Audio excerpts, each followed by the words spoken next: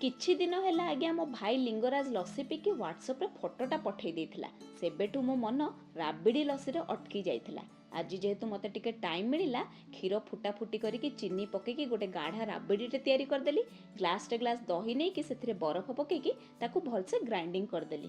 गोटे ग्लास रे 2-3 चमच राबिड़ी काजू आउ नड़िया कोरा पकईदेली। ता उपरे दही गिलास पकई सारा परे सबुठु मेन जिनस 2-3 चमच बॉर्नविटा पकईदेली। तापरे टूटी फ्रूटी काजू नड़िया टिके पकई सारा परे 2-3 चमच राबिड़ी आउ ऊपर आपण डेकोरेशन पई टिके नड़िया पकईदेबे आउ टिके काजू पकईदेबे। पूरा अलगा प्रकार लस्सीटा होता माने मु अमेरिका रे थाई कि लिंगराज लस्सी पीवार सौभाग्यटा पाइथिली। मनटा पूरा अत्यंत खुशी जाइथिला। आपण माने भी मो प्रणाली रे लस्सीटा बनातु देखिबे बहुत टेस्टी बनिबो। आपण मानकु मो वीडियोटा केमती लागिला जदि भल लागिछि देन प्लीज मो चैनल को सब्सक्राइब करिवे।